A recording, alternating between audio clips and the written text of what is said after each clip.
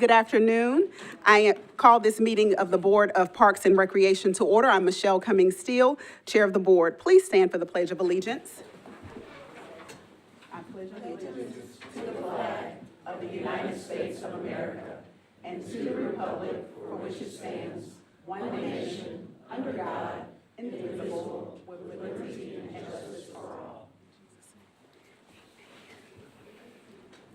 We'll move now to the appeal of decisions pursuant to the provisions of 2.68.030 of the Metropolitan Code of Laws. Please take notice that decisions of the Metropolitan Board of Parks and Recreation may be appealed to the Chancery Court of Davidson County for review under a common law writ of certiorari.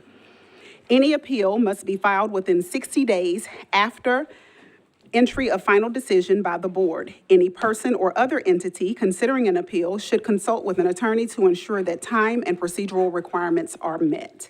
We'll move now to the consideration of the minutes. Have you all had an opportunity to read the minutes of our December meeting?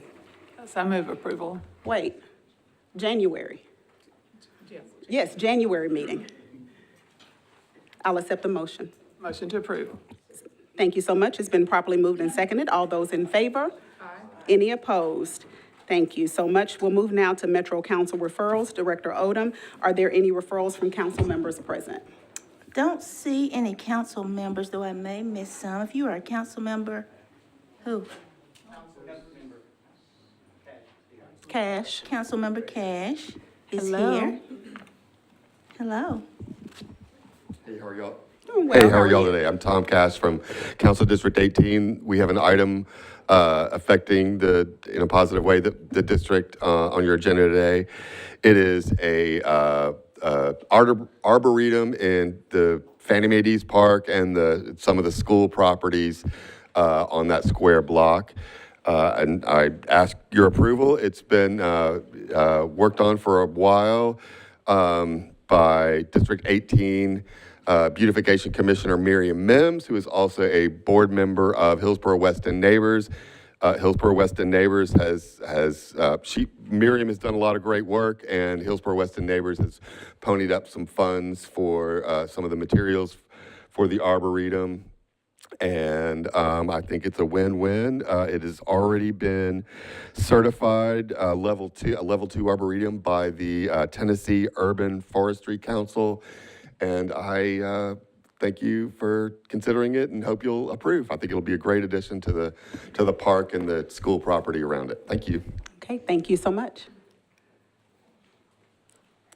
All righty, we will move now to public comment period. The public comment period is limited to 20 minutes total. Persons wishing to provide comments on matters that are germane to items on the agenda must sign up prior to the beginning of the meeting on the sign-up sheet provided. At the meeting, the opportunity to provide public comment is offered on a first-come, first-served basis. Comments are limited to a maximum of 2 minutes per person.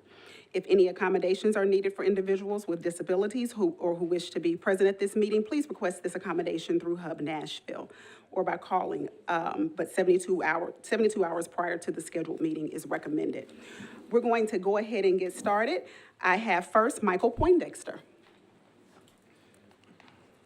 Hi, I'm here I don't have your item number in front of me here, but this concerns my suspension from the Metro Parks Community Centers. Hopefully you have my packet here and you have. We do, and I was going to just say to you, we have you on the agenda, and if you'd like, I was going to call on you at that point in the agenda for you to speak. Okay. So you'll have a little bit longer than 2 minutes if we want to wait to that point. Okay, yeah, Okay? that'd be fine. That'd be fine. Okay, no problem. Llewellyn Jones. Yes, Thank you, Mr. Thank you, Poindexter. Dr. Steele. Good morning, members Good of the morning. Parks Board. I'm a resident of Davidson County. I live about a mile from Percy Warner Park, and I'm here today to speak to the Belmead Highlands Commission study.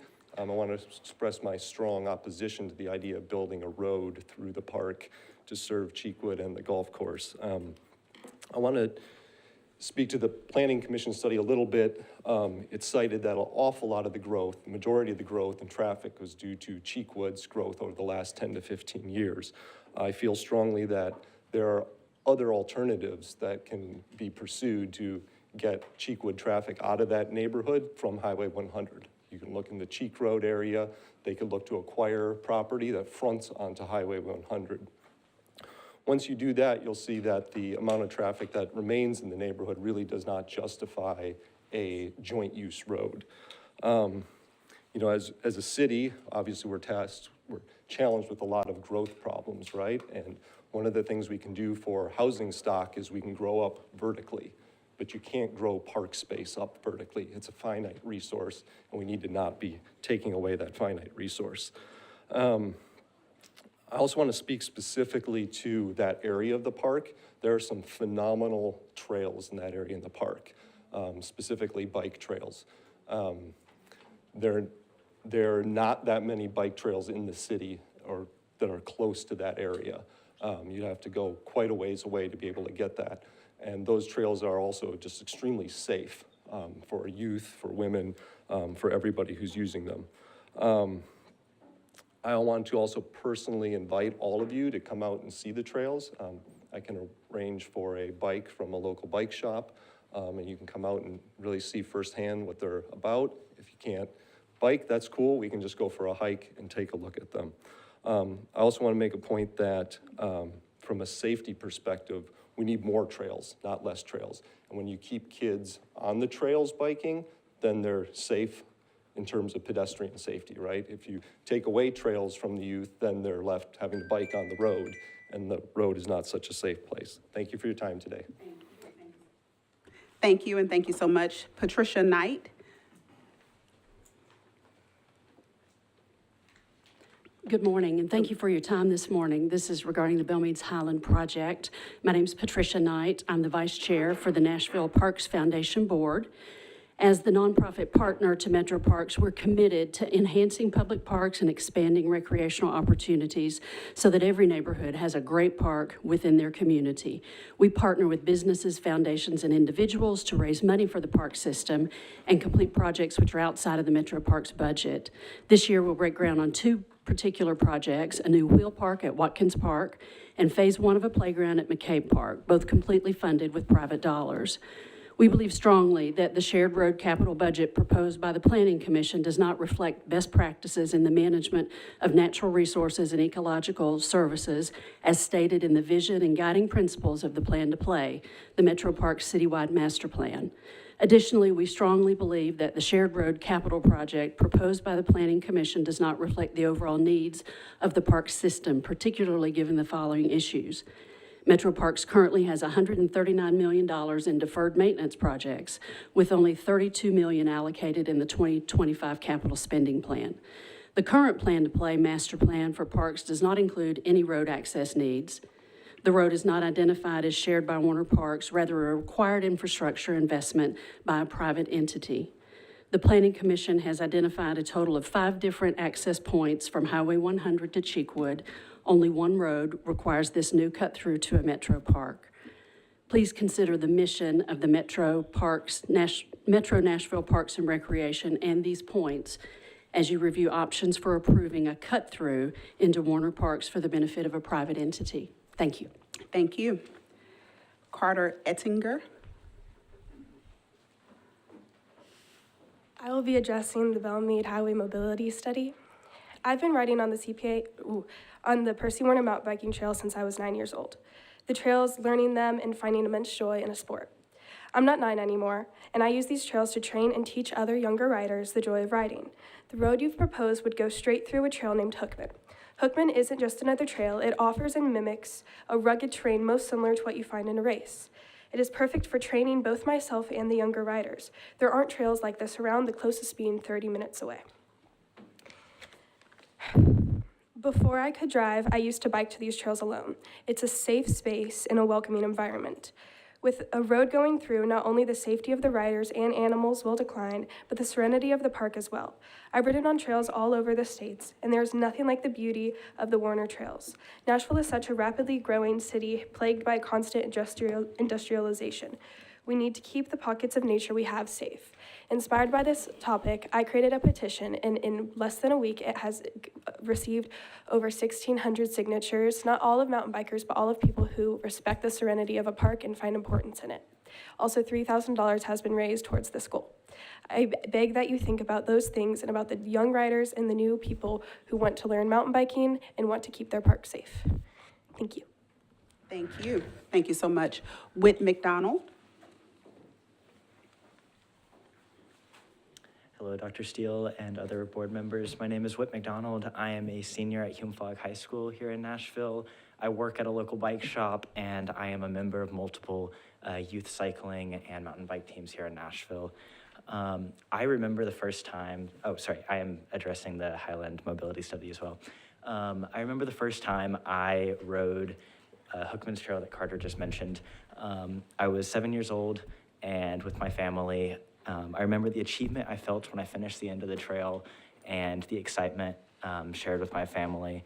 I know so many others who have felt this similar way while visiting Percy Warner mountain bike trails, and losing Hookman would lose a third of the trails dedicated to bike use in the park. We already have such limited trail access, and losing such would be a loss to the park. I know that I use it to train similar to Carter. I've ridden it a total of 103 times in the last 4 years, training for different state events and national events as well. And having it in West Nashville specifically makes it so I can ride from my house to and from, and the safety of it. One last point that I'd like to make is it is one of the few places that I feel safe riding as a minor in Middle Tennessee. Warner Parks is such a safe and lovely place to be, and that is really why I am attracted to the area. Thank you. Thank you so much. Morgan McDonald.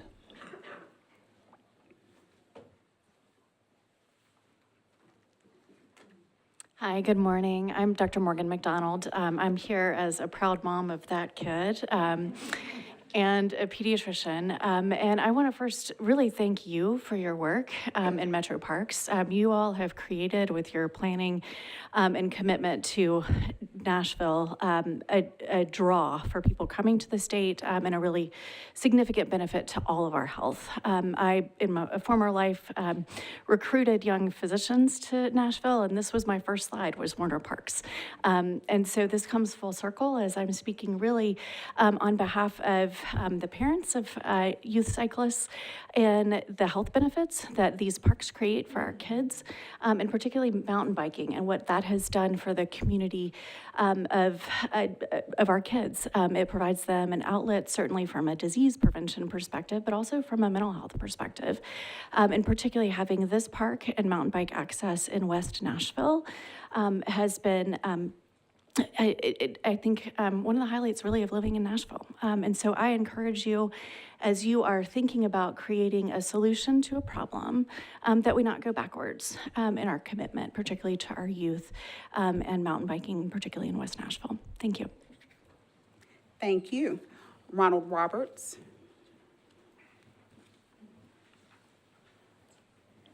Good afternoon. I'm Ronald Roberts, and I'm the board chair of Cheekwood, and I'm also here to talk about the study. First, want to start by saying thank you to Metro Parks, to the Metro Planning Commission, and to everyone that has been a part of this study. We know that it took a lot of time and a lot of effort, and we're very supportive and we're very appreciative.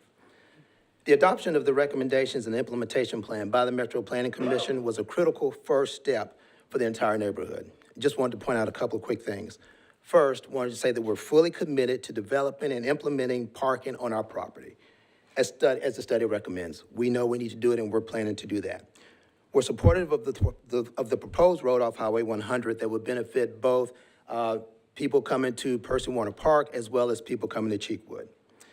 And we're very appreciative of the study recognizing the importance of our historic entrance, the Gates entrance. The proposed road would allow that to continue. The study also outlines a series of accountability provisions tied to the continuation of our MOU during this transition period, which are welcomed and entirely appropriate. In fact, I'd like to take a moment to point out some of the things that we've already started doing to make sure that we meet those pre-requirements to continue the MOU. First, we've identified our primary project lead, that would be William Hastings, as well as our neighborhood liaison, Emily Luxon. We're building out our fundraising and design plans, ensuring that we're able to maintain our current parking levels, which will be very important as we go through this transition period. We're also analyzing the Highway 100 access and feasibility from Cheekwood's standpoint, as we were asked to do in the plan. And we're also notifying our vendors of our updated policies, which we plan to put in place.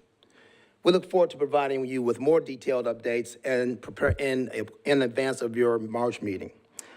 Want to, in closing, reiterate our commitment to this process and to continuing to work collaboratively with all parties involved. We appreciate all the time that has been given into this. We appreciate your time as Metro Parks.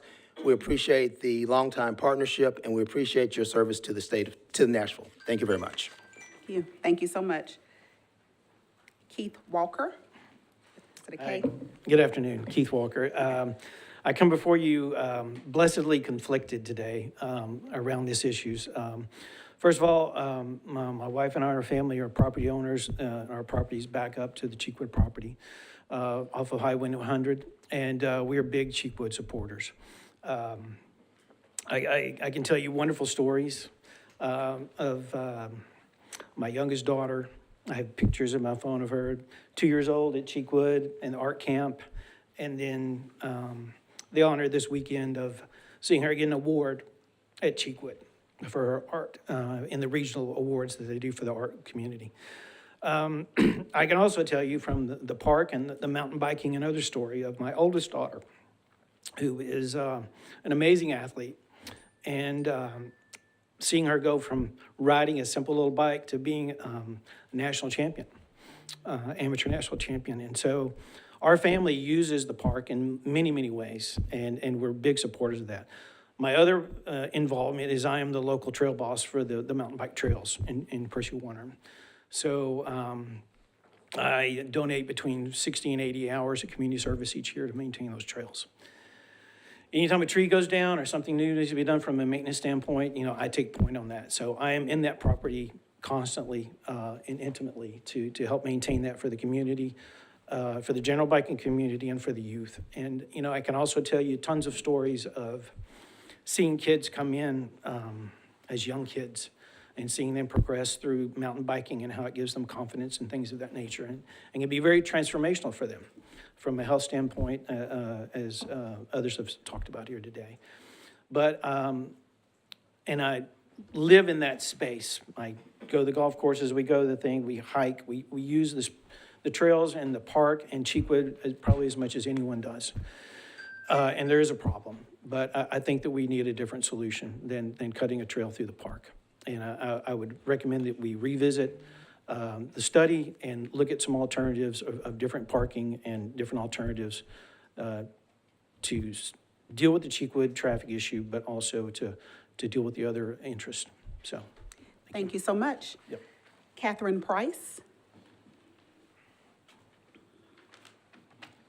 Hello, my name is Catherine Price. I'm a resident of Davidson County in Council District 7. Today I'm here on behalf of the Cumberland River Compact, whose mission is to enhance the health and enjoyment of the Cumberland River and its tributaries through education, collaboration, and action. I'd like to thank the Metro Planning Department team for their work on the Bellmead Highlands study. With an understanding that the first steps of the policy direction is all that has been set, I'd like to provide comments to oppose prioritizing implementation alternatives that threaten contiguous parkland under the guise of shared access with the park. Preserving and expanding large, intact lands like Warner Parks is crucial to enhancing the water quality of our creeks, streams, and rivers. Green space is full of trees and plants, clean water before it makes its way to the Cumberland River, the source of our drinking water. The Bellmead Highlands study is a microcosm of the issues facing Nashville, a need to balance neighborhood character, the tourism industry, and the precious natural resources of our city.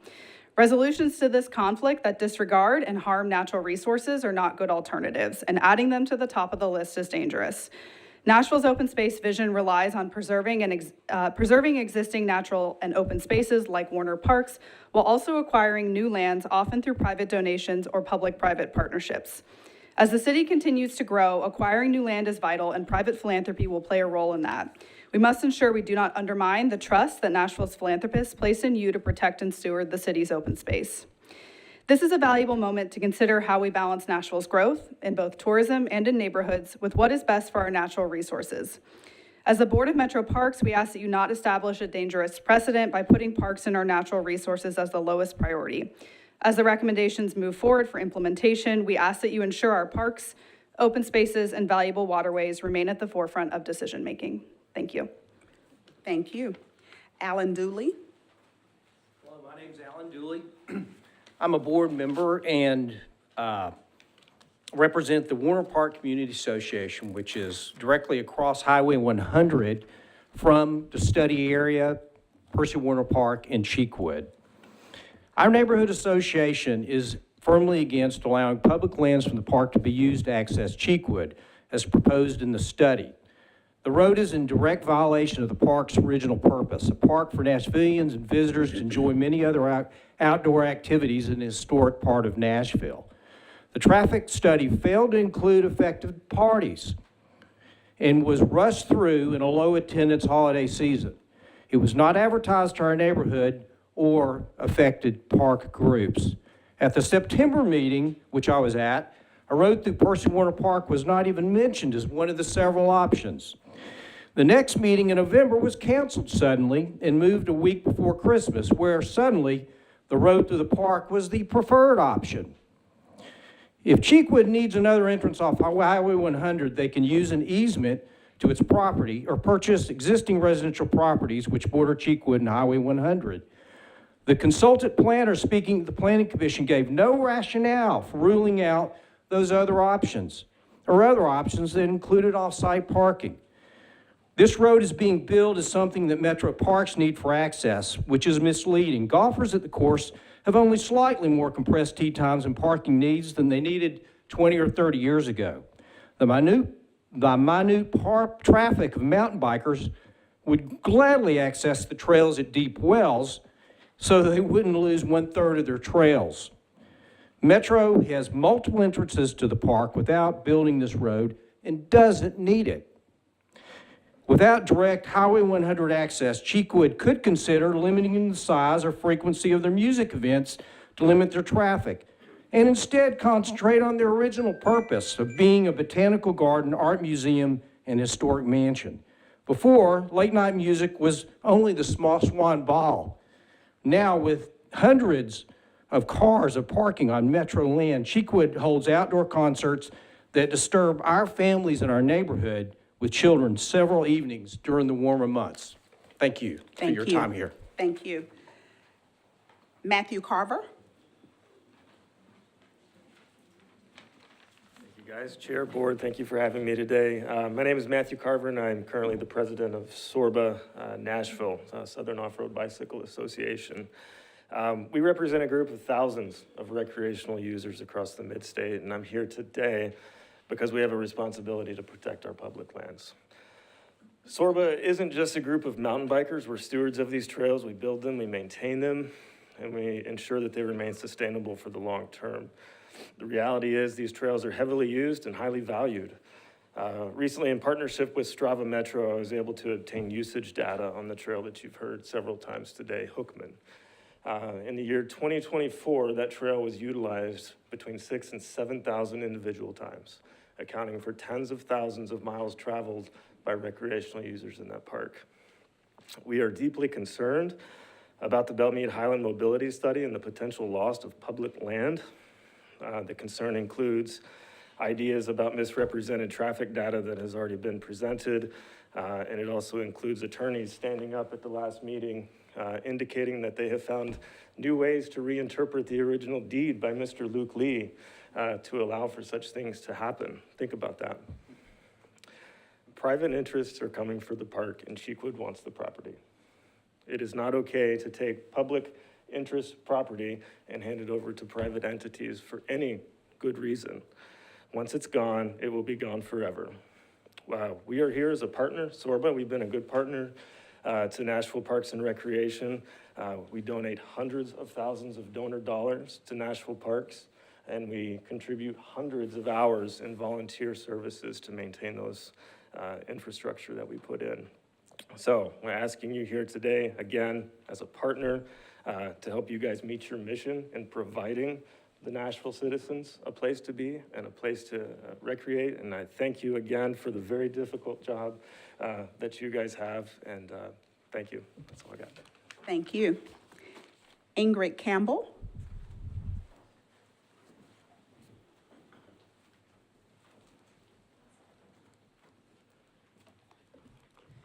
Good morning. Good morning. My name is Ingrid Campbell. I am a member of the McFerrin Park Neighborhood Association. First of all, I want to thank you for the beautiful park playground that we have that has been expanded from the 2 to 5-year-old age group to now include the 5 to 12-year-old. And amazingly, I will say the attendance is multiplied by 300%. You can hear the laughter, and that beats a gunshot anytime. But I have a couple of things I would like for you to put on your list of to-do items for our community. And I'm gonna go with we'll start with the community, and I'm gonna make this brief. Community center itself has a exercise area. We have a lot of seniors still in the community, and I would like and I've talked to several of them, and they don't feel as welcome because if they wanna exercise or do some other aerobics, there's no space in there. The exercise equipment's a little dated, not a little, 17 years, and they would like something for women as well. There isn't a bicycle, so something you can ride a bike, but there's a lot of free weights. That doesn't work for someone who's 75, 80 years old. So that's one item.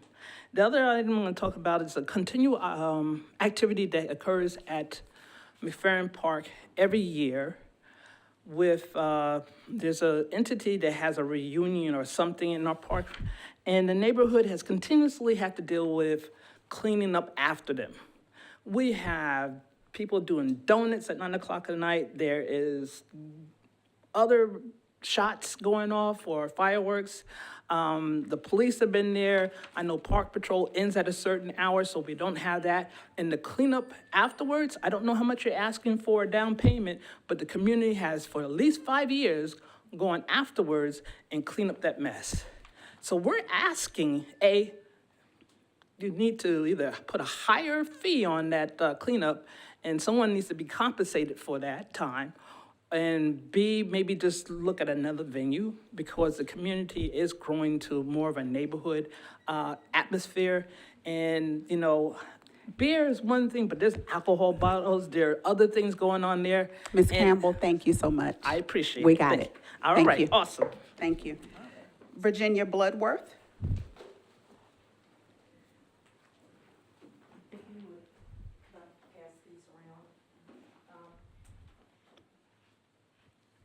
I first of all want to say I'm Virginia Bloodworth. I live in the Belmead Highlands neighborhood, and I'm not opposed to my mountain bikers. I'm not opposed to golfing, but most of the speakers that came here today to talk against the shared access road into the park come down the road. Many of them come past my house on their way into the park and on the way out because they come by car.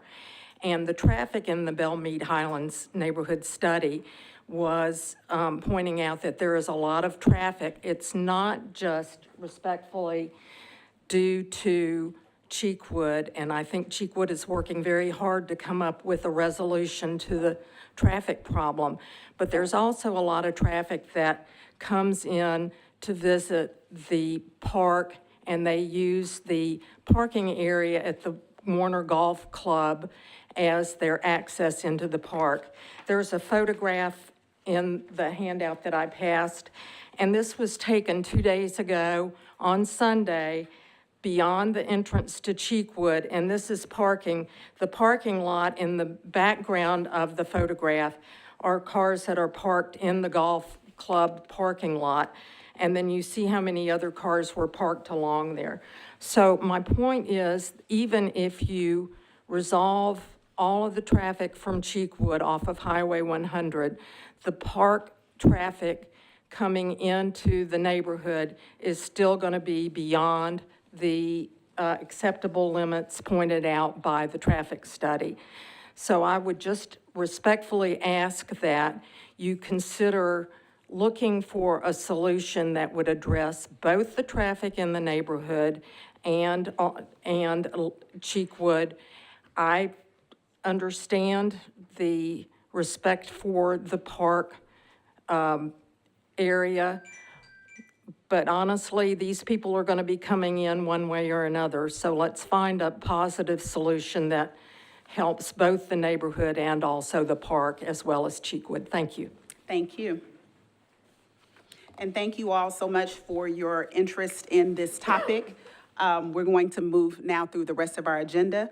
We're moving to old business, 01-25-02. The Metro Historical Commission requests acceptance of an in-kind grant valued at approximately $25,000 to reconstruct the historic Summer House gazebo adjacent to Sunnyside Mansion in Sevier Park. The Nashville Historical Foundation, formerly the MHC Foundation, Friends of Sevier, 12th South Neighborhood Association, and the Preservation Society of Nashville have agreed to split the cost for construction of the building. MHC agrees to maintain the building going forward. If approved, there is no required match or other obligation by Metro Parks associated with this grant. No money will be sent to Metro Parks. All projects will be paid for directly by the MHC, and this is in Council District 18. Director Odom, is there a recommendation? There is a, staff recommends approval, and Director Walker, Tim Walker, is here to offer comments. Good afternoon. Good afternoon, members of the Park Board. I'm Tim Walker. I'm the Executive Director of the Metro Historical Commission, and thank you for taking up our request today. You should have the letter I wrote that I believe you were reading from, and you should also have a drawing that shows the summer house or gazebo that was formerly at the park from the late 19th century until the mid 20th century, and that is what we're proposing to build. And as you can see, it's a wide group of nonprofits that have come together to try to do this. And as I noted in the letter, we'd be putting up an interpretive panel by it so we can talk about that history, part of that diverse history at the site. Also like to say, just thank Director Odom and the park staff. If you haven't been out to Sunnyside to see all the work that's been done over the last 2 years, I offer my private invitation to come out and do that because it's really a wonderful place and it couldn't have happened without all the support of the staff here. Okay. Thank you so much. I'll accept a motion. Motion to approve. Is there a second? Second. Is there any further discussion? All righty, seeing none, all in favor? Aye. Any opposed? Thank you so much. The motion passes. Thank you.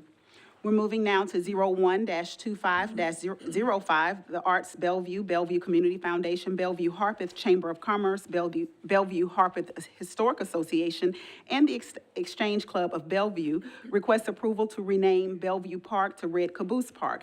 This is in Council District 22. The naming committee met this morning. Commissioner Scott Barnes, is there a recommendation from the committee? The committee did meet and, recommends that staff initiate the renaming process as outlined in the park policy. That was a unanimous decision. Okay. Vote. Thank you so much. So we've heard the report of the naming committee. I'll accept a motion. Motion to move forward.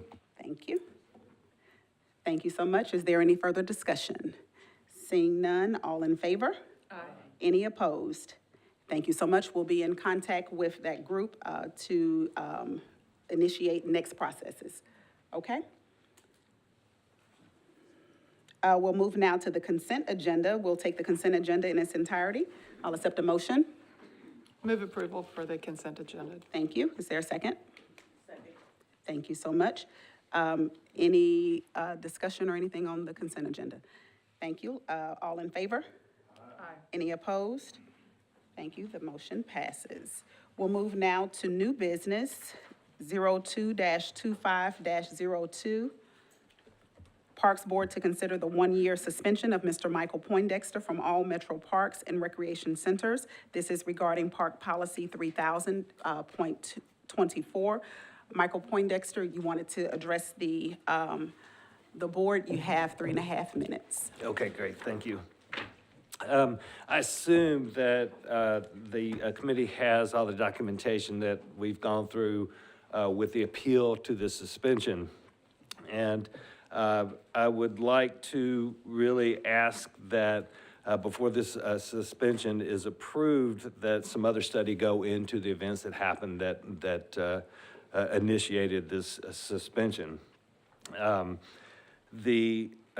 the Parks and Recreation Participants Code of Conduct, acts of misbehavior of a violent nature will result in automatic one-year suspension from all parks and recreation facilities. And I assume this is what I'm being charged with at this point. Although through the appeals committee, I've spent almost 3 hours with the appeals committee discussing this, and nowhere was it ever cited that there was any act of violence, a violent nature on my part.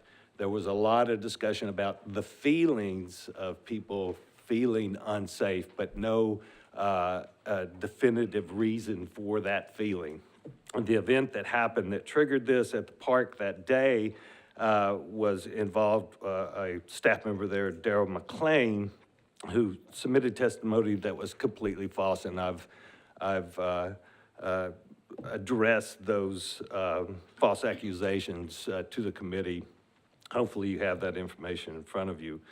So what I'd like to suggest is, rather than a suspension that was summarily submitted by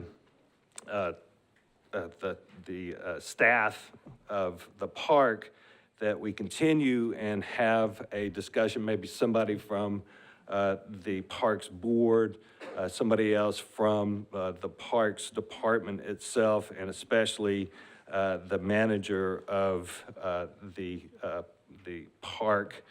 We all meet together, discuss what happened that day, and really come to an agreement that I committed no act of violence that would cause feelings to be held that I was unsafe to staff at the time.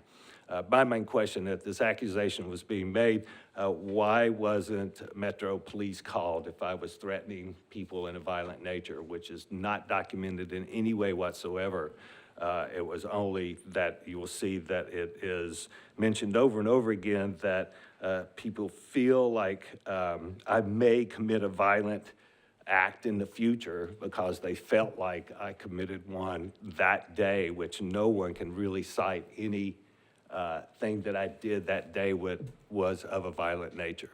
It all has to do with their feelings that were not justified and not documented or not explained in any way.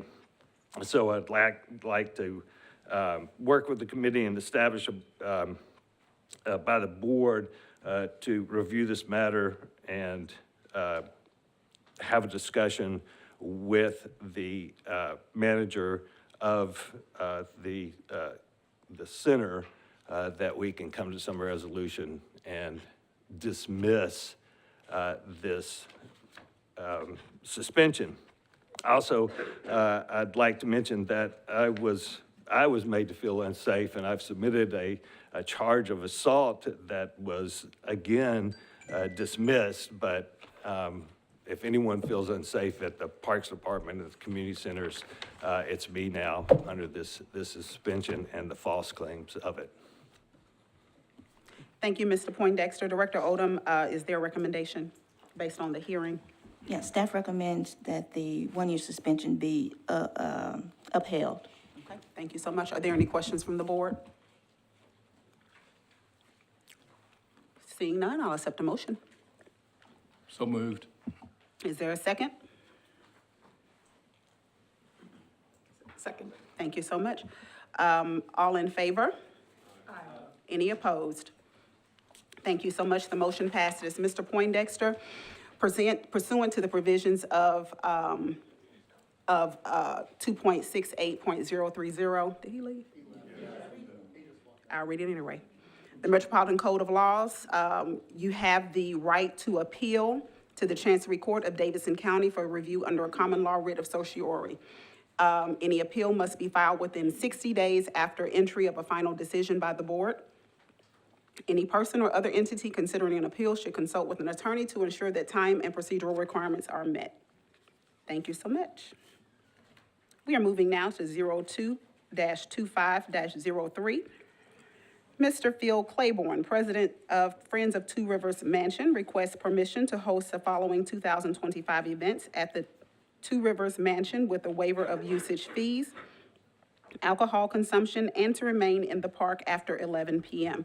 If necessary, this is Council District 15. We have a listing of the events in our packet. Director Odom, is their recommendation? Staff recommends approval.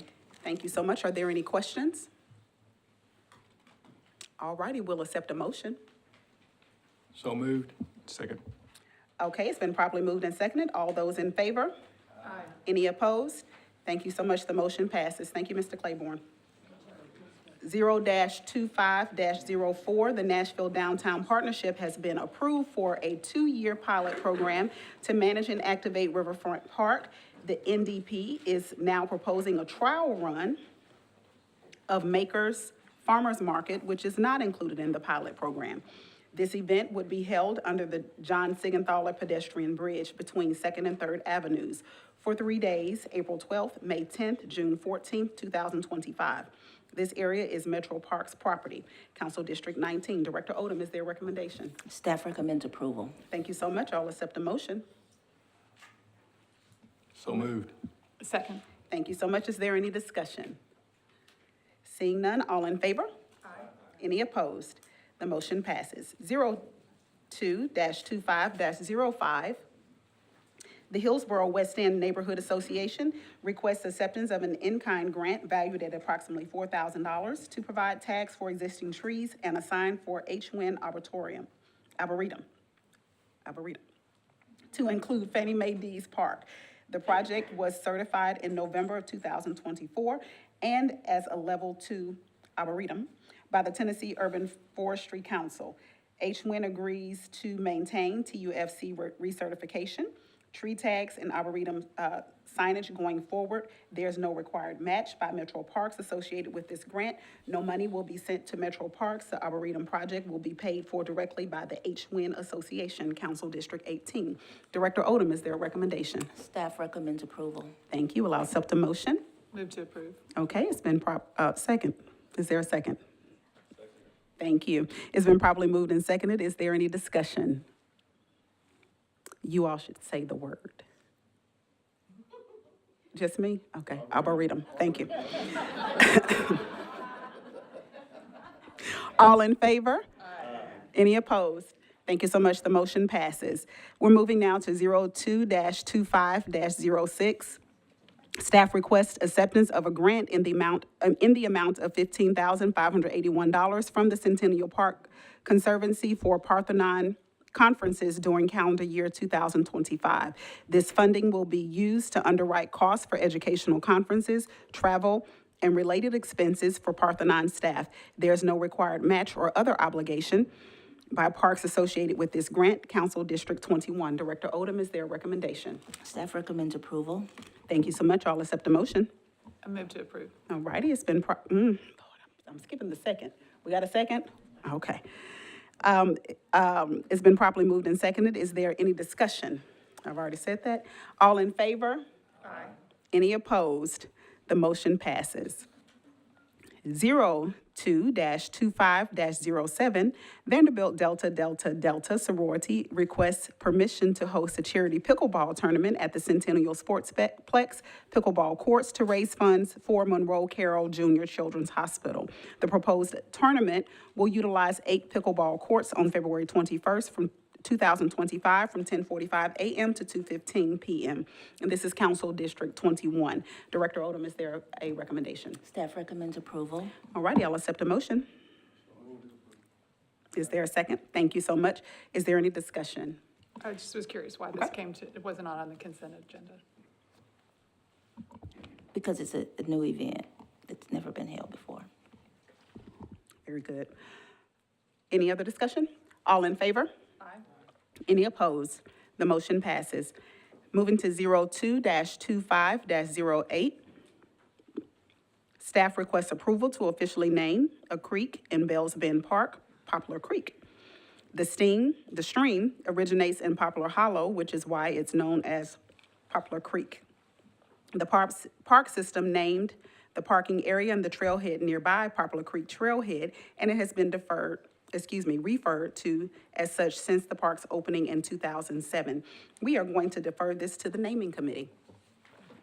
We will move now to special presentations, recognition of Isaiah Francescan, naturalist, Beeman Park, for his quick assistance to emergency responders, help facilitate and speed up a rescue effort. Mm-hmm. Y'all remember him?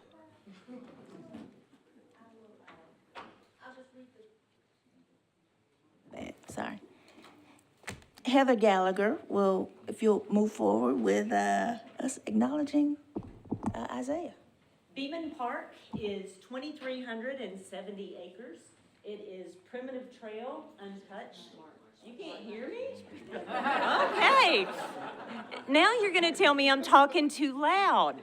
Beeman Park is 2,370 acres located in northwest Davidson County. It is untouched by anything, saved over 15 miles of, as you know, beautiful hiking trails. The second week of January, actually the night before we got the big snow, it was about 50 degrees, and Isaiah got a phone call at the Nature Center after dark from a man saying that his his father had not reported home. Isaiah advised the man to have his father call 911, which he did. 911 reported to Isaiah at the Nature Center, who immediately took control of the situation, figured out where the man was using the extensive trail maps that we have, and finally went straight to the man with the assistance of authorities. This is a really big deal to us, not only because of what Isaiah says is the age of the man, which he wasn't old, he was 78. That's not old. But also because of the fact that it was after dark, Isaiah was on a gator with police officers, and he went straight to this man. If the man would have stayed lost just a couple of more hours, we all know it was fixing to snow. So I commend Isaiah Francescan for his amazing response.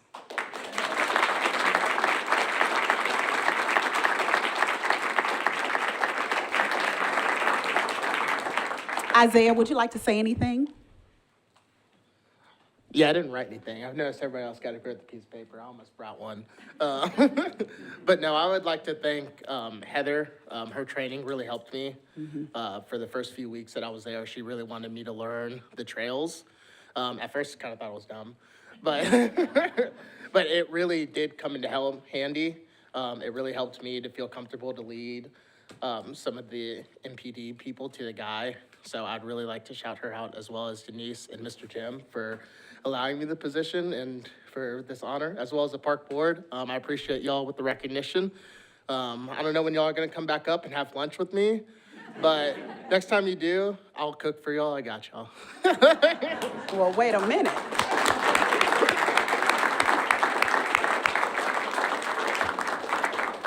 The Parks Board held our retreat there this past quarter and got the opportunity to meet Isaiah and visit with the staff. And you can see the passion and the love for that area. And so thank you so much. It's good to see you in this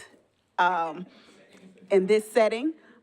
Very passionate about the work that he does. And so we're thankful for you. We'll move now to Wellness, Community Recreation, and Cultural Arts to present an annual update to the board. So much, and thank you for your support and the opportunity to present an overview and an update of the Wellness, Community Recreation, and Cultural Arts Division. As I said last year, and it still rings true, this is the fun division. I say it's fun because we are directly charged with providing programs to the many communities and all ages throughout the city. So let's start with community centers. Do I get this to working?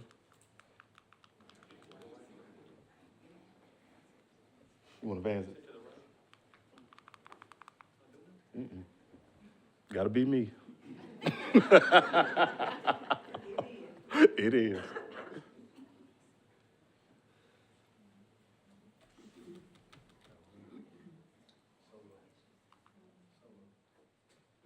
I can wing it.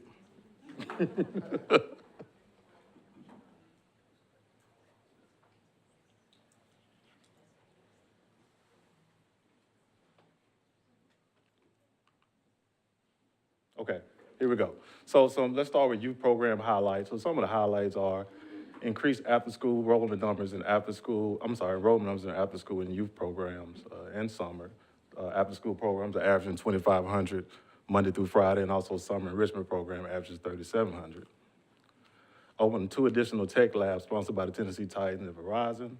This is in part of the Digital Divide Grant. So these tech labs will open at Coleman and McFerrin Community Centers, as well as Louis. Expansion of CACLP program. This is our after-school meal program. Proud to say that we're the only parks department in the state that has its very own feeding program. So we feed up to 600 kids Monday through Friday during the after-school months. Increased enrollment numbers for all youth sports programs, including cheerleading and street hockey program offerings. Hosted our first annual citywide father-daughter dance, and this year's dance will be held at the Parthenon. Hosted our first annual citywide Christmas Stars event. We serviced over 100 families during the holiday. Expansion of our NASA sites. Nashville After School Zone Alliance is a middle school grant initiative through the mayor's office, metro schools, and public libraries. We have expanded to 3 new sites. Revitalization of the Red Kids program. This was a staple program in the early 90s to early 2000s. We brought that program back and revitalized it, focused on leadership, community involvement, and community outreach. We created the Restore Academy in Napier. Restore stands for Reaching Economic Sustainability through Opportunities and Resources and Excellence. This is a pilot program surrounding the Restorative Justice program held at Napier Community Center through the Varsity Spending Plan. We are in partnership with the Mayor's Office of Youth Safety and the Southern Movement Committee. And also we add additional family programming on Saturdays. Here's a quick picture of the ribbon cutting ceremony for the Tech Lab at Coleman Community Center.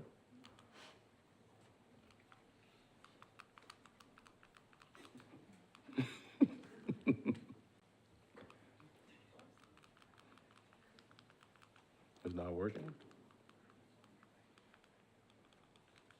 Okay, go back. Okay, and here's a picture of the kids enjoying the space in the tech lab, and they're using it on a daily basis.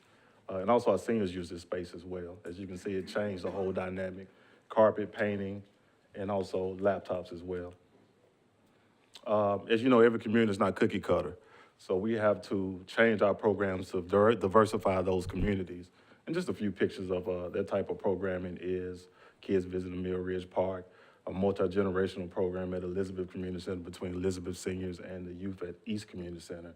Our girls playing at the halftime of the SEC tournament. Staff attending the legendary Joe Gilliam football camp held on the grounds of Tennessee State University, where 150 of our kids get a chance to participate. Kids visiting sporting events, and also top time programs at 13 community centers. More multi-generational programs, the Girl Scouts Christmas Craft held every year. Kids attending Warner Park. We have more multi-generational programs, visits from the fire department, and also basketball training opportunities. Another multi-generational program, diversity program, is the music band at Hartman and Smith Springs Community Center. Very thankful for the Parks Foundation for providing extra funding toward expanding that program. We may have some future Grammy winners that come out of this group, hopefully. Craft programs there, hair braiding classes at Hermitage Community Center, cultural cooking classes at Smith Springs, and also STEAM programs. And through the extension of Saturday hours, we added more family programming. As you can see, you have kids participating as a family in craft programs, cooking classes, art programs, and also a game of Family Feud where it looks like Steve Harvey made a cameo there. And also community sports. We offer the following: Junior NBA, WNBA. That program is going on right now. It has up to 900 participants going on. Soccer, 430 kids participating. This is in partnership with the MLS Go program with National SC that we will launch this upcoming year. Street hockey, T-ball, ages 4 to 6, over 300 participants. And also our craft basketball and volleyball, which is a teen violence deterrent program. And we also do Got Skills volleyball and basketball clinics. Here are some pictures of our team basketball league, which is our craft basketball program. Our kids participating in the Titans practice facility for a flag football clinic and staff training. We also have a picture of volleyball clinics, basketball clinics, another picture of the kids participating in the SEC tournament and soccer clinics. Adult programs, we offer an array of land and aquatic programs for our adults. We also offer free paid and fitness programs at our regionals and neighborhood centers. And with the implementation of the point of sale system at the neighborhood centers, we will offer more fitness classes at our neighborhood centers. And also an array of recreational opportunities. More diverse programming. You have line dance groups at Smith Springs, Hartman, and Hadley Community Center, competitive recreational games, gaming tournaments such as ping pong tournaments for our adults, and water aerobics. Senior programs provide daily activities of both active and sedentary seniors. This year, our numbers increased at Elizabeth East and Hadley Senior Center. Elizabeth Senior has partnered with the NPL, with National Public Library, to host a Senior Tech Academy, in which the program teams volunteer to teach computer literacy to our seniors. And our Senior Travel Club visited Niagara Falls. An upcoming trip to the Western Caribbean Carnival Cruise is upcoming. Competed in the 2024 Metro Park Senior Games. And I can tell you right now, that gets quite competitive. Senior pickleball tournaments, lip sync battle. This slide is our annual Senior Valentine Brunch, which will be held this Friday. This event we have held for the past 16 years, and it is our most popular program that we have for our seniors. And you can see these pictures where they come out in their Sunday best and they have a really good time. Special events. We pride ourselves in holding special events. Just something to highlight is the anti-bullying walk at Hadley Little Park. This will be our 5th year hosting this event, which is in conjunction with Bully Prevention Month in October. On our Juneteenth Festival, the kids are bused from our summer enrichment program out to Wave Country, Spelling Bee, and Talent Hunts. Hadley Park Tennis Center, our very own community tennis center, hosts after-school and summer enrichment programs. This past summer, we held our summer tennis series, which was a huge success, teaching over 100 kids a week for 8 sessions. Staff assisted delivering these clinics by coaches and players from Tennessee State University, Belmont, Hadley Tennis Club, the Friends of Hadley Tennis Center, and local tennis coaches. And the center is highly utilized during the week. Community pools, 6 indoor pools, 3 outdoor pools, 3 spray parks seasonally. We have hosted and expanded our Lifeguard Academy, which is a paid training at the Harbin and Napier Community Center. Lifeguard Academy in Napier and Harbin has 17 participants. 10 were able to obtain lifeguard certification and work for parks in the summer. Those that didn't reach those requirements still were able to attain jobs at our spray parks. This concludes Community Center. I'll quickly go through cultural arts. 2024 was definitely a building year for cultural arts when we took on 4 new full-time positions. We are excited about Old Hickory Community Center, in which will include a pottery studio, space, painting, and music and theater classes. Cultural arts supervisors are shown here. We're excited about the return of our theater supervisor. This position has been reinstated after 5 years vacant, and this allows for music and theater programs to be led by specialists in their field and strengthens each discipline. Metro Dance Centennial Youth Ballet continues to offer beginner to advanced levels of ballet to youth and teens. Many of our advanced students continue dance at the college level. In addition to classical ballet, the dance division offers a variety of classes for children and youth, including early childhood movement, contemporary dance, and tap. Adult dance classes include ballet, activation, tai chi, Pilates, and more. Professional dance residency offers space and time to curate and develop artistic expression through dance, new dialect, Chinese arts, Alliance, Pi Dance, and other companies, Enhanced Dance's Centennial Performing Arts Studio. Metro Parks Music provides recreational opportunities to Nashville youth, families, adults with music classes and lessons, jam band sessions, and djembe classes. Metro Park Summer Concert Series produced by Music Division each summer, including big band dances, Red Caboose concerts, and Tales at Twilight. This year, Big Band Dance will relocate to the Centennial Band Shell while the new pavilion is built. Tales at Twilight, Red Caboose. Tales at Twilight will venture to Madison Park, Hadley Park, in addition to Centennial Park in July. In partnership with Creative Park Nashville, we will offer the first winter Big Band Dance on February the 15th. It will include a performance by Roy Parton's Big Band, refreshments, and dance lessons. The Theater Division provides high-quality, affordable acting classes and the opportunity to perform to a live audience. Centennial Theater Academy offers after-school programs, workshops, and camps, as well as full production plays. This spring, Aladdin Jr. will be hosted at Luby Theater. Adult theater programs include improv comedy, film classes, and musical theater workshops. We have been in partnership with the Celebration of Culture since 2011. This year's festival will shift to the front of Centennial Park during construction of Phase 3. Mark your calendars for October the 4th. The Centennial Arts Center is the hub for visual arts programs throughout the city for Metro Parks. Many improvements were made to the Arts Center this year. As you can see, a new roof, new tile roof, exterior painting, and new signage.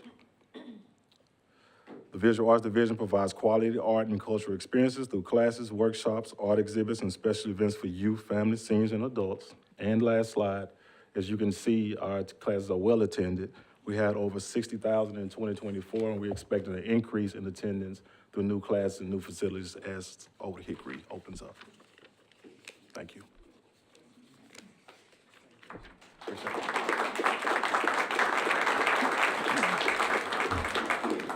Thank you, Stefan. I'm going to be chairing the meeting in Dr. Steele's absence. Does anyone have any questions for Stefan? I do have one question. With the potential of the WNBA team coming to Nashville, have you all started any conversations about how to engage in that for our youth? Not as of yet. We already have that built-in partnership with the NBA, so we think that continuation of WNBA will still exist. We're actually looking forward to it.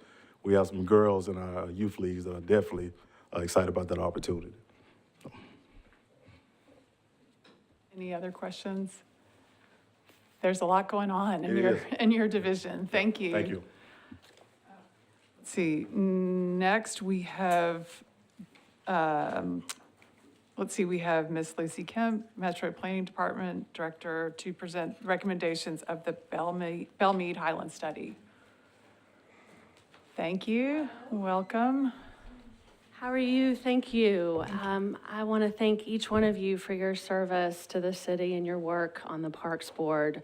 We are grateful to you. We're here to give you a presentation, an informational presentation about the Planning Commission hearing on the Belmead Highlands study. They have given us some recommendations and given some recommendations for the Parks Board consideration at a future date.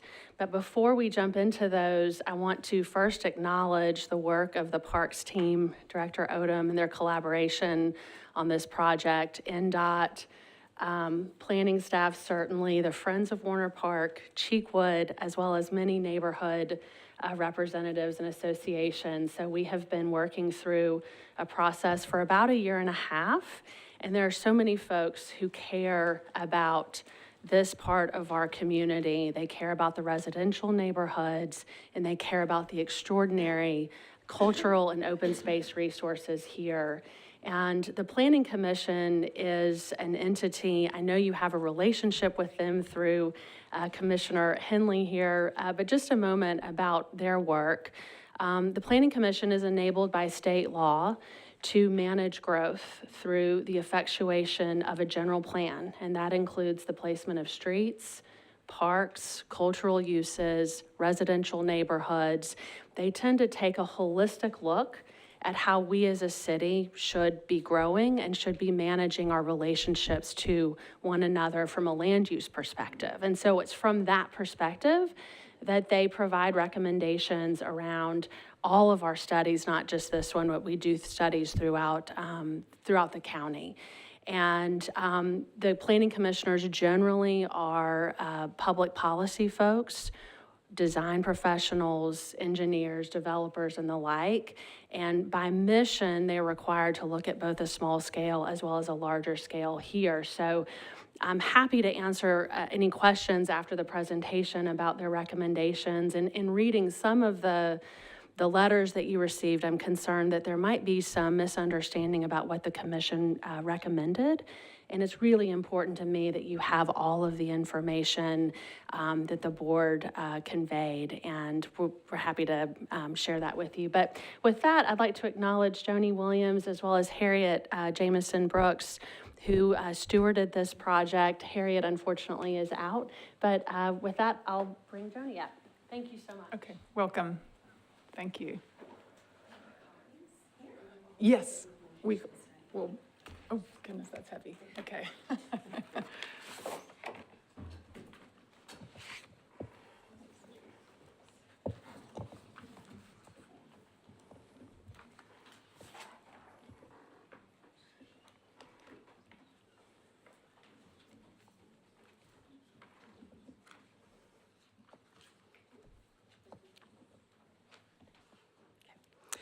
Good afternoon, board members. My name is Joni Williams. I'm the Assistant Director of Urban Design at the Planning Department. Today, I will be sharing with you the recommendations from the Belle-Meade Highlands Design and Mobility Study Implementation Plan adopted by the Metro Planning Commission at their January 9th meeting. These are the portions of the implementation plan that pertain to the parking MOU between Cheekwood and Metro Parks, and you will find the plan reference in front of you. Next slide, please. Am I doing that? Do I do that? Okay, terrific. Thank you. Awesome, thank you. This is an informational presentation and no action is requested from you today. However, as you will see, the Planning Commission does recommend action around parking and access at future dates when we have more information to share with you upon further study. I will briefly summarize the planning study and its findings, review recommendations related to access and to the parking agreement between Cheekwood and Metro Parks set to expire in March, and outline the next steps already underway to aid the transition between the plan and implementation. The purpose of the implementation plan is to provide a roadmap that eliminates the need for overflow parking and eliminates the need for a parking agreement between Cheekwood and the Metro Parks Board. We have used the term roadmap to indicate that this project will take some time and coordination to resolve. The plan proposes interim steps and progressive performance benchmarks to ensure timely progress while allowing a reasonable amount of time for Cheekwood to meet the provisions included.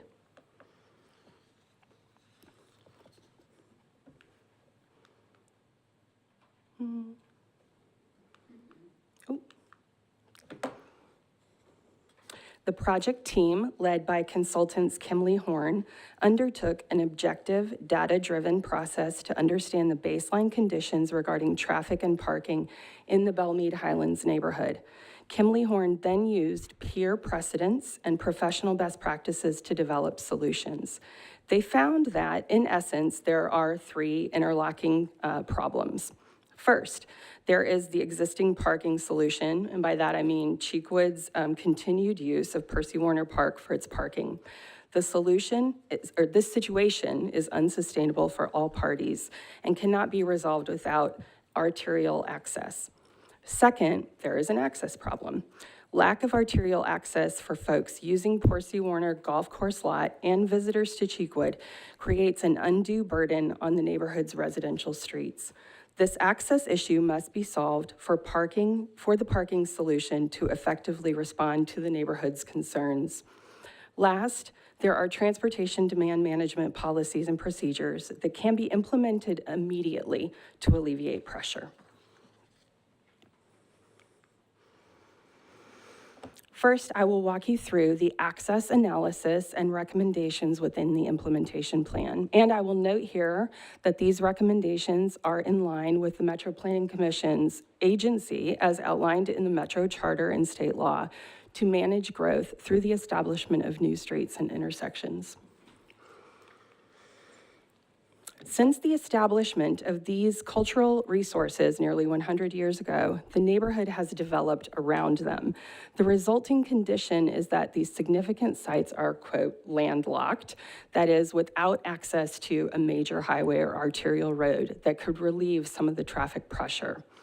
It is important to note that both Cheekwood, one of Nashville's top visitor attractions, and Percy Warner Park, our most popular public park, have experienced a surge in visitor numbers in recent years.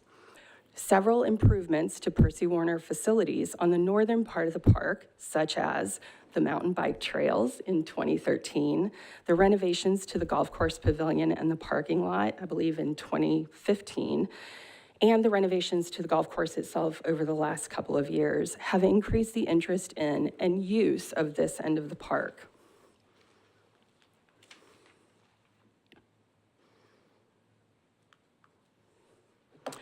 During the study, the consultant team took traffic counts at 12 different locations in the neighborhood.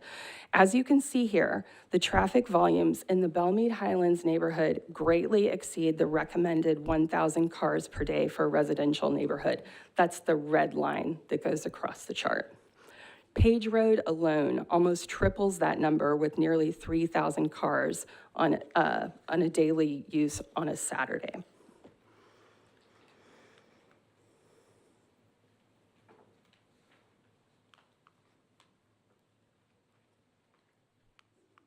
I want to make sure I'm not, I went one back. Okay, there we go. Okay. Let's see. We started this study when the Percy Warner Golf Course was closed for renovation, and we analyzed the data when it reopened. So the team was clearly able to see the effect of the golf course has had on the neighborhood traffic.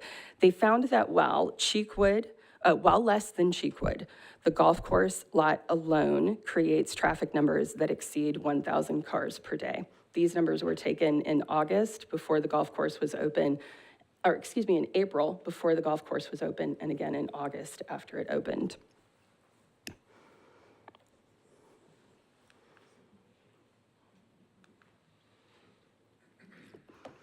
Consistently, the consultant's analysis, sorry, there's some unexpected animations here. Okay. Consistently, the consultant's analysis showed a significant public benefit in rerouting Cheekwood and park traffic out of the neighborhood, as you can see on the bar chart and the table on this slide. For example, Page Road currently experiences 2,930 cars per day. The number would decrease by 1,000 if Cheekwood's traffic were diverted. And if Cheekwood and the park traffic were diverted, it would have 1,500 fewer cars per day. This information has been shared at our public meetings and stakeholder meetings and is available on the project's website.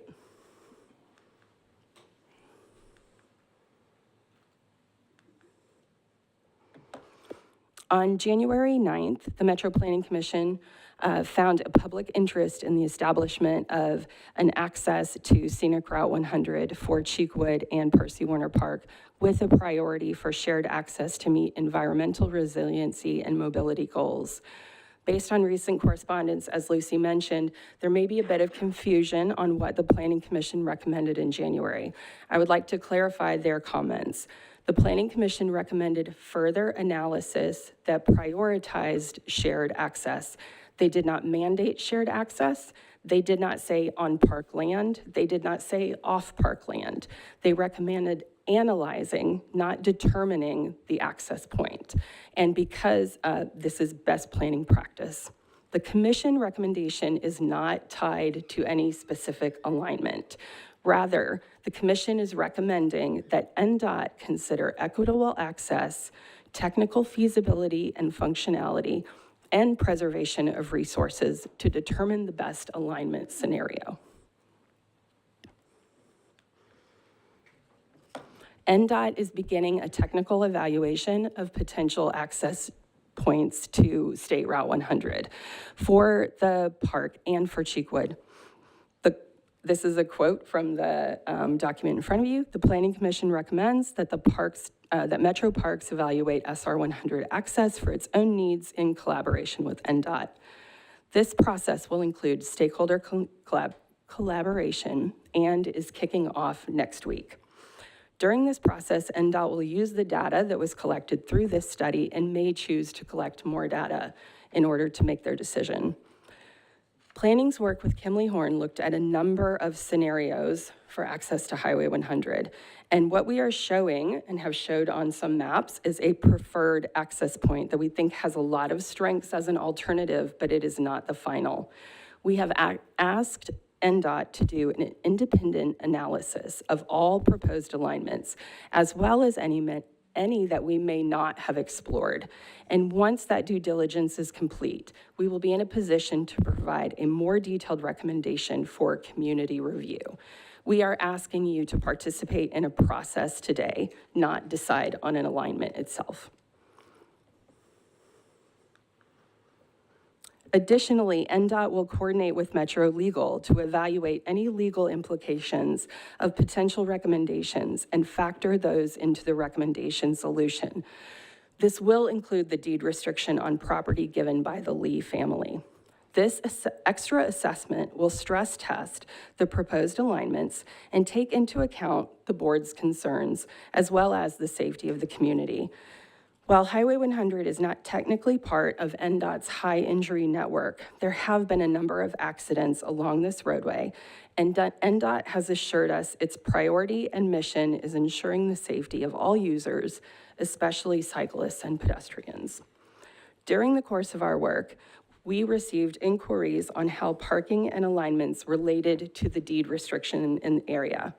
We had our director of mapping draw the deed boundaries based on the original document language using cartography methods. Based on our research, the hatched area that you see with the lines is where the Luke Lee deed applies, and the dotted area is where the Bransford subdivision tract applies, meaning that the Luke Lee deed does not apply to the dotted area. This is based on information that we have today. If there are any other historical records, we are happy to incorporate those.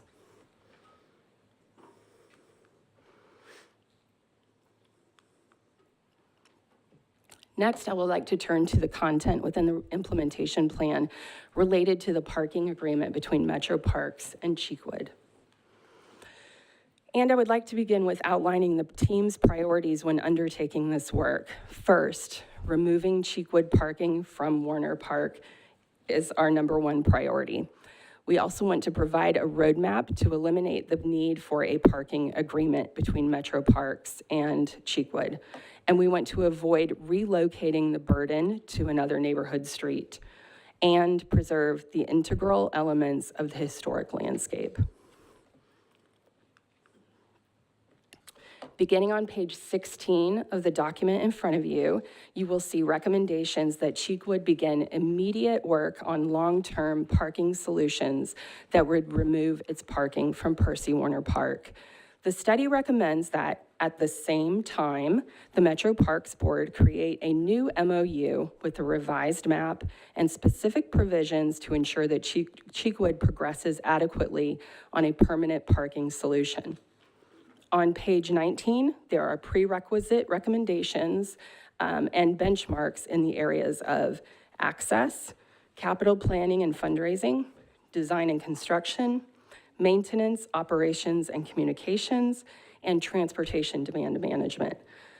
The plan also recommends quarterly written reports and semi-annual presentations to the Metro Parks Board on progress. These specific provisions and benchmarks are outlined on pages 20 through 23. I will conclude by outlining the next steps already underway to begin the transition of Cheekwood's parking off of Metro Park land. Metro Legal will provide to you a new draft MOU for your review prior to the March expiration date. We have spoken to Metro Legal regarding this, and they are already drafting that for your review. NDOT will coordinate with park staff on the considerations for an SR 100 access point. That NDOT transition is already underway. We've met with them, and they're hosting a kickoff meeting with park staff next week. Cheekwood has already begun to introduce transportation demand management measures and design and construction of the parking facility on their own property. Thank you for your time and attention today. I'd be happy to answer any questions, as I'm sure would Lucy. Great, thank you. Any questions or comments from the board?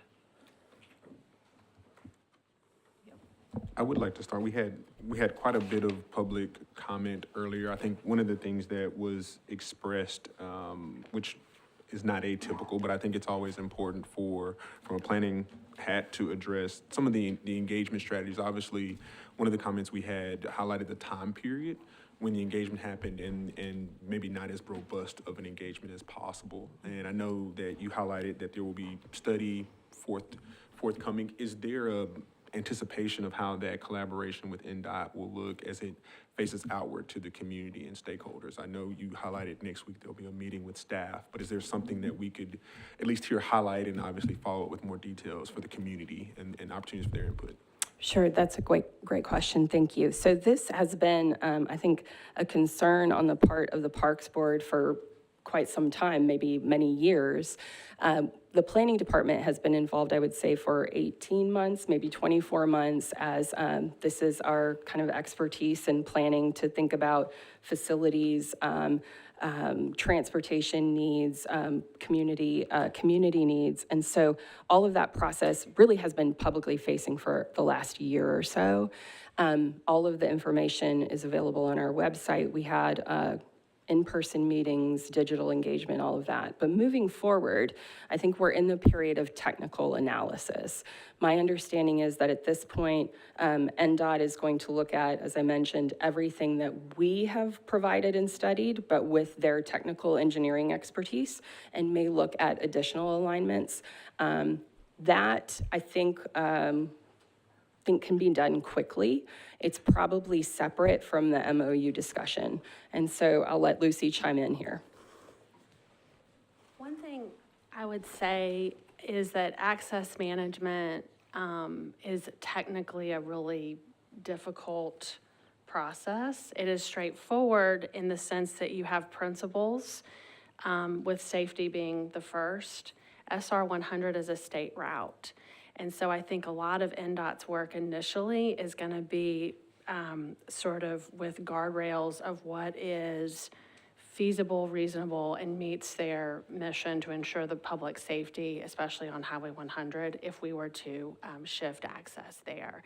And so I think that necessitates public comment, but I also think it is important that NDOT be able to sort of follow its mission and sort of the peer-reviewed practices to get some alternatives on the table for public comment, if that makes sense. Because what we don't want to do is have a scenario where this could ultimately be a zero-sum game, and that's not what we want. We want to look holistically about the mobility needs in the whole neighborhood. Think about that from a residential perspective, but also from Parks and Cheekwood.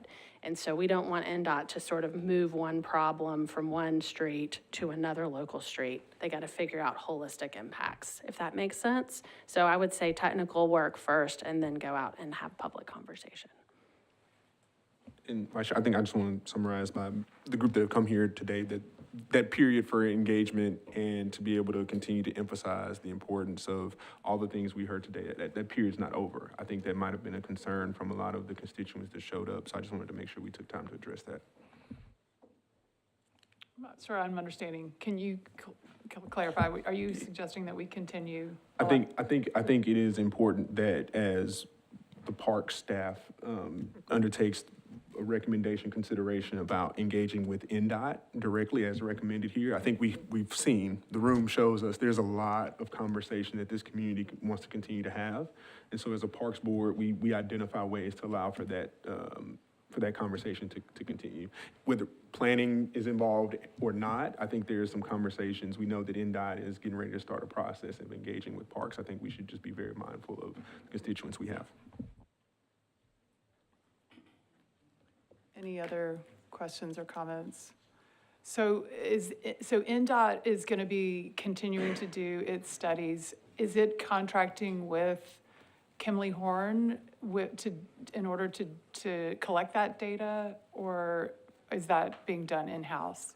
So we have given all of the data from Kimley Horn to NDOT. I believe Kimley Horn is already retained by NDOT for technical analysis, so they may be using them for further study.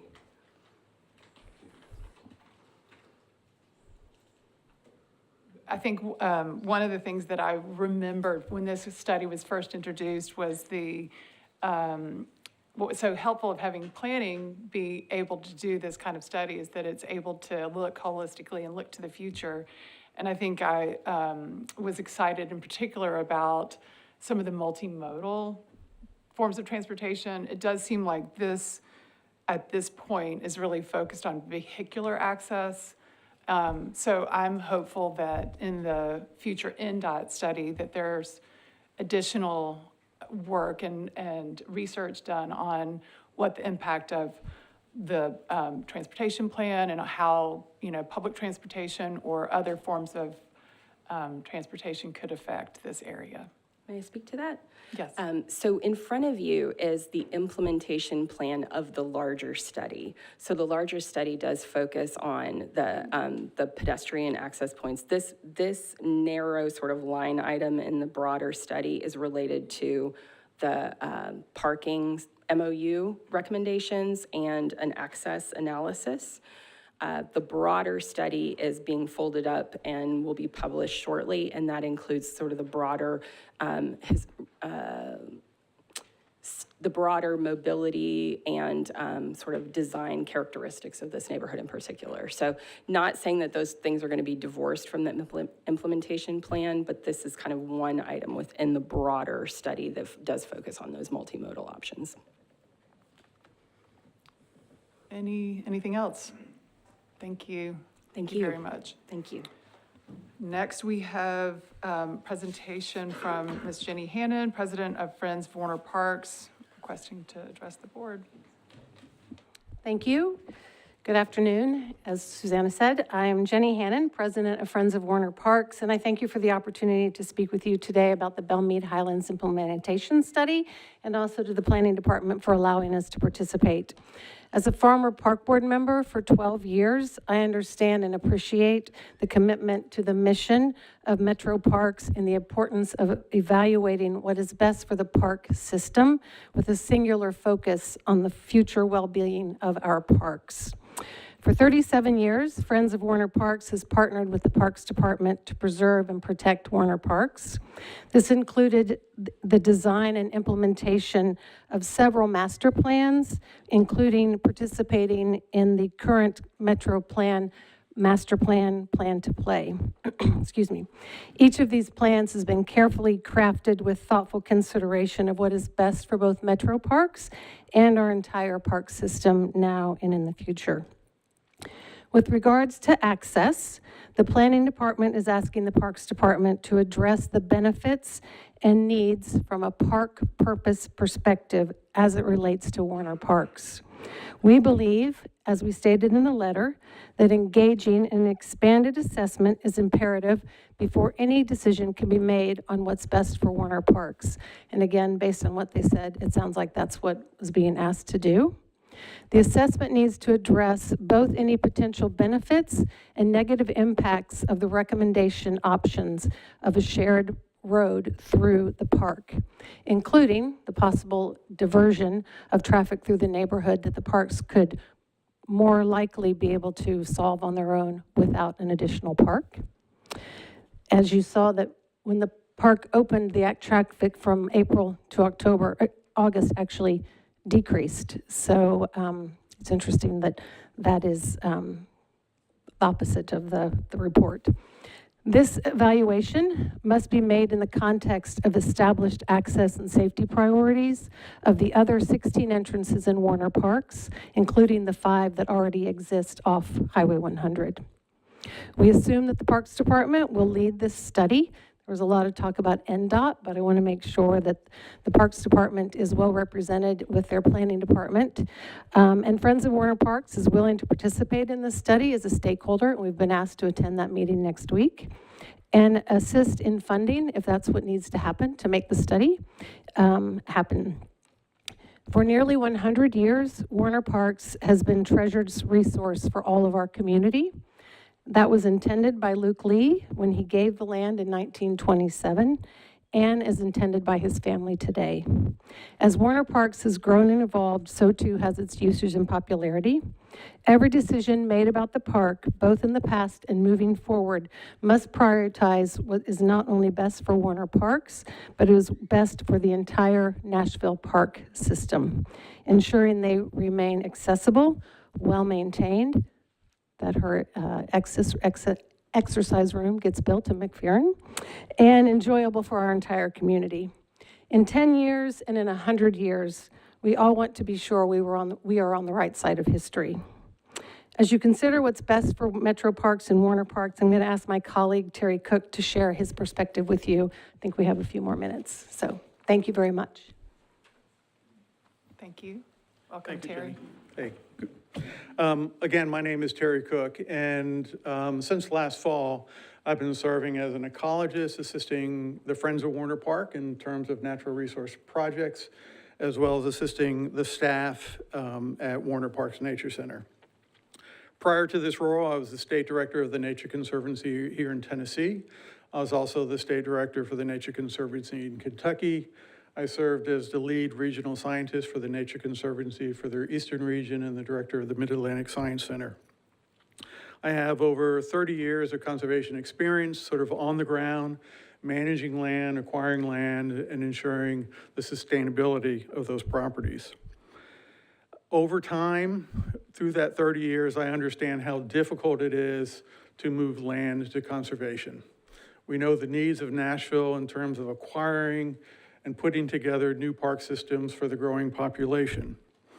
Nearly 100 years ago, the city was gifted over 800 acres that make up a large part of Percy Warner Park.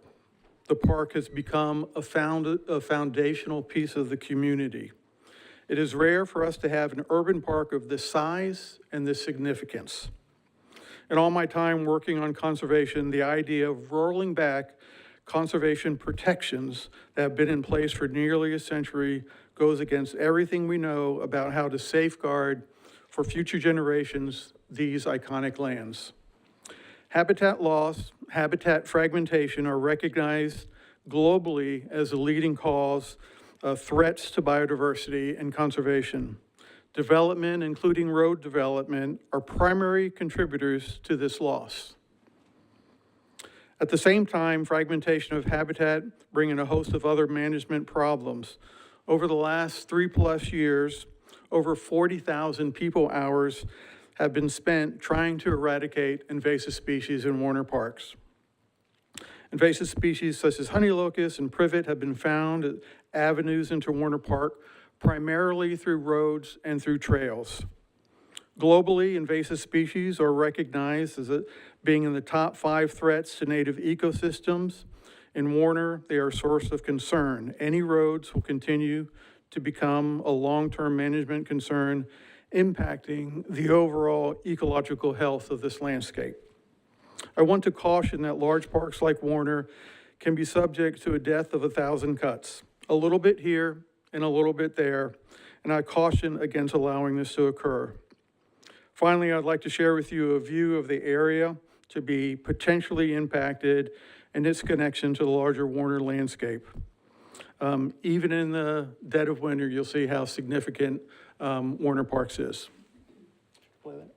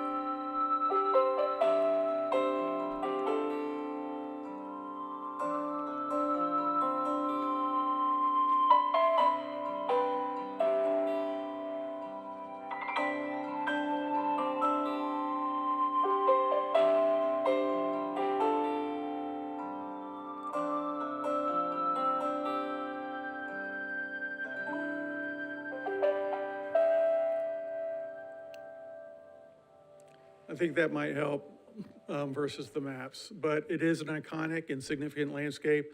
Look forward to working with the board on behalf of the Friends and NDOT study to continue this discussion. So thank you. Thank you. It's a pretty video. Any questions for Ms. Hannon or Mr. Cook? Any comments? Okay. Thank you. Friends of Two Rivers Mansion to present Centennial updates board. Is anyone here from Two Rivers?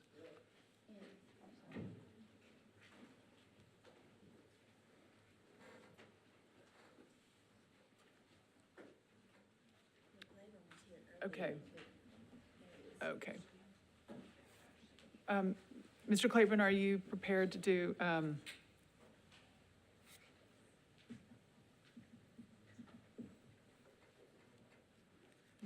welcome? I need a new road to get in. That was bad.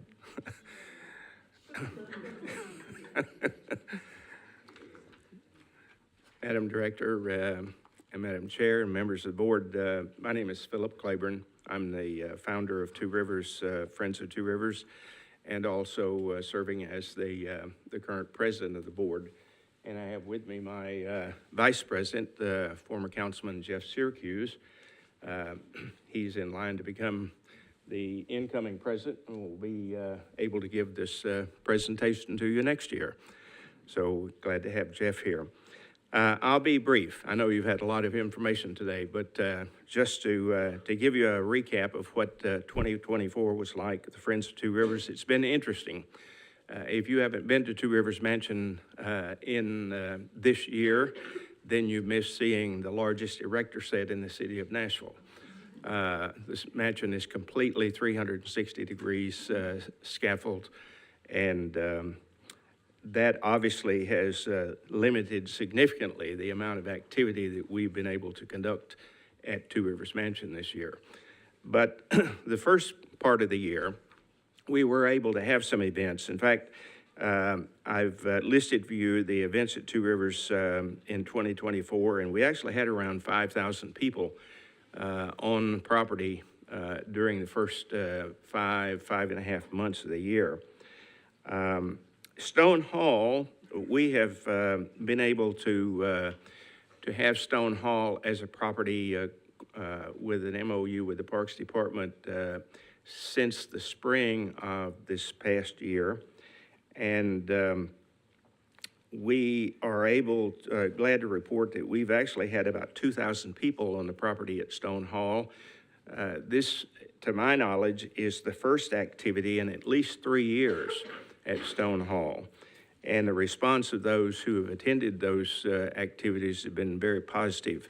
And we are excited about the possibilities that exist at Stone Hall going forward.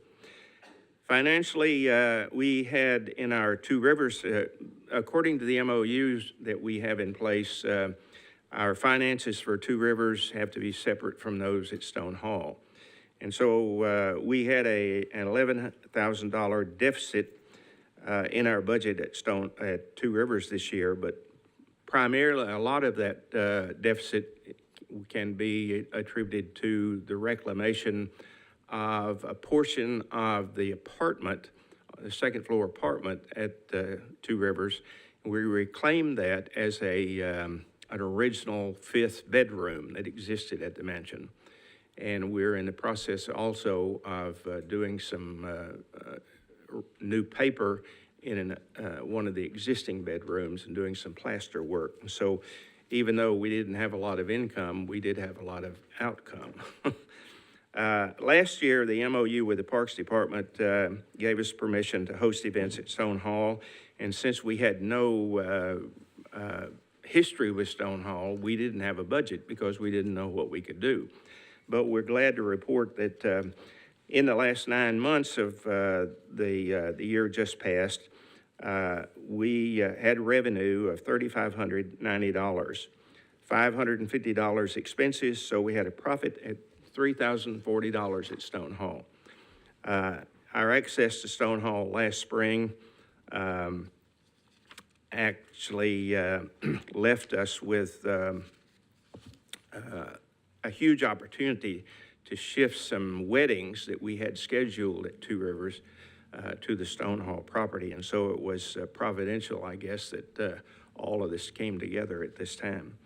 So our 2024 marked the 8th year of the 2016 master plan that was adopted by the Parks Board for phasing improvements at Two Rivers, and most of the primary objectives of the first 5-year plan phase has been accomplished.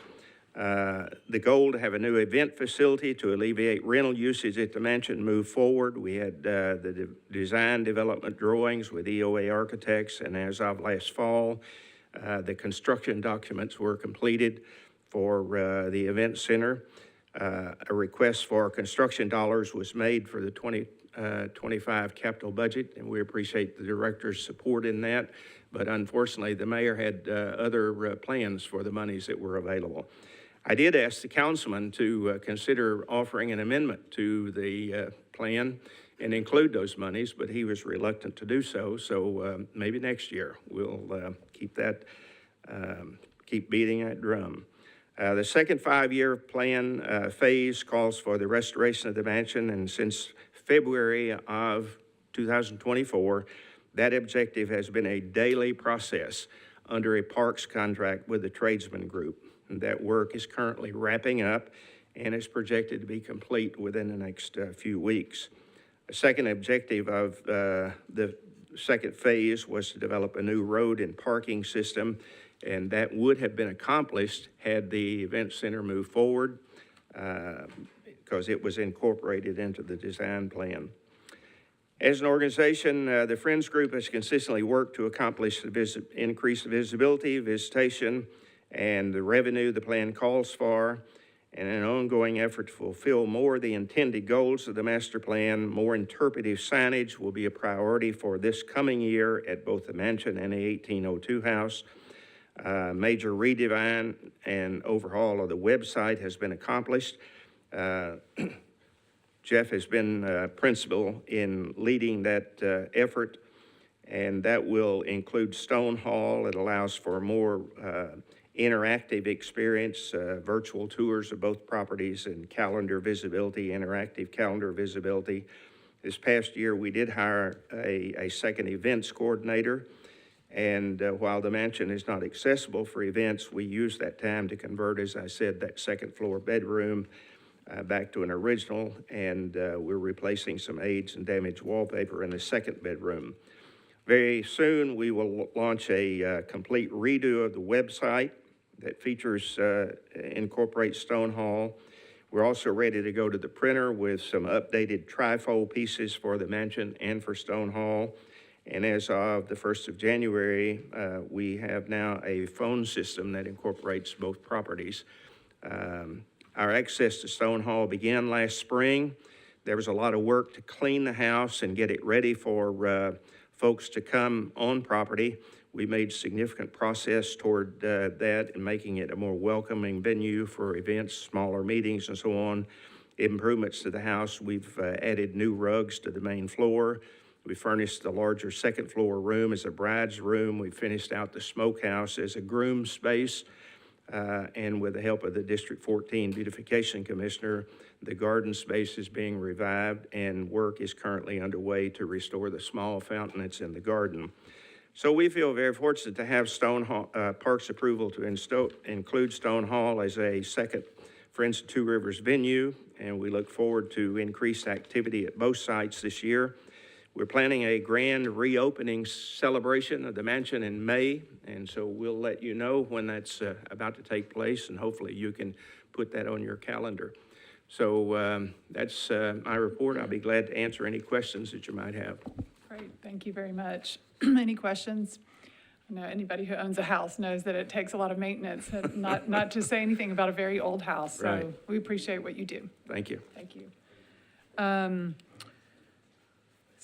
Capital projects update is a written report, and the Greenways open space is also a written report this month. Next, we have Jackie Jones for upcoming special events, special activities and events.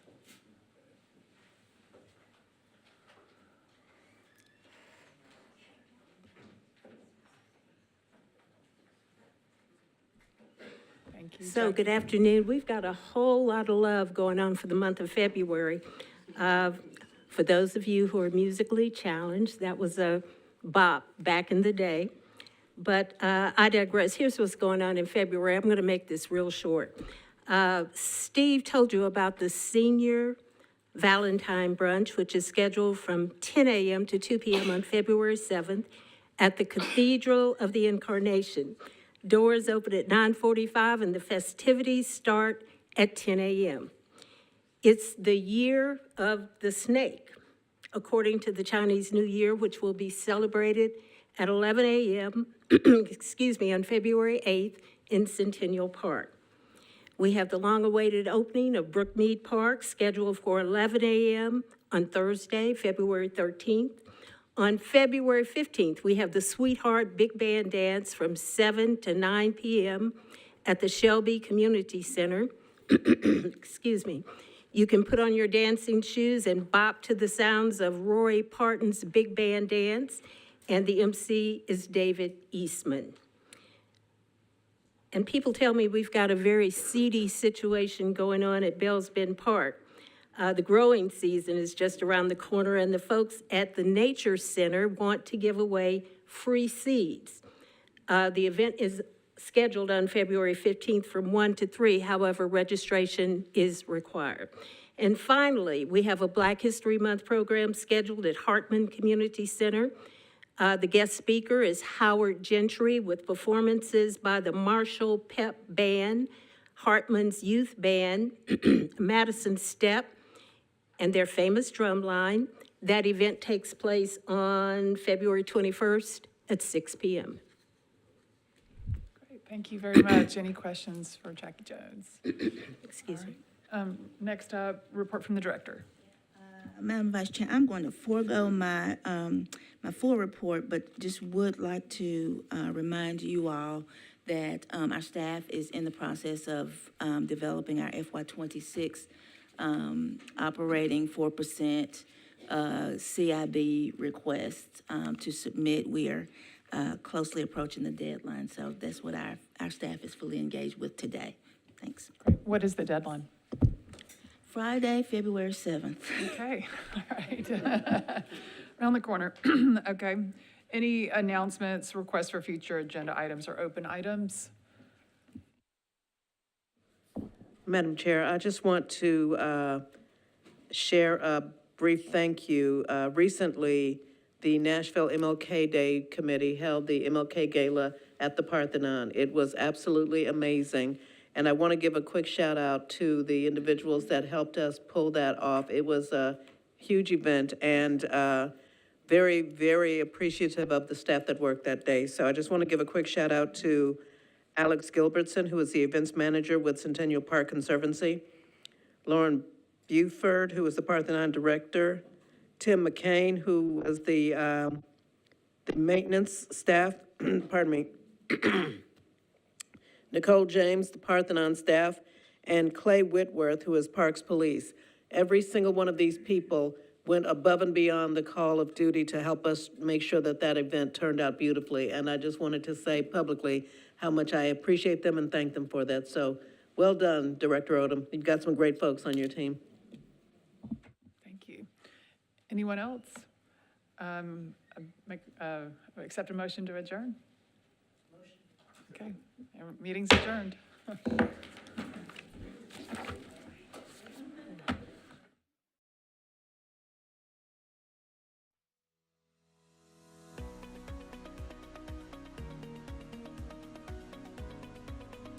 This has been a service of the Metro Nashville Network. If you would like to see this presentation again, or for more information on this and other programs, visit nashville.gov.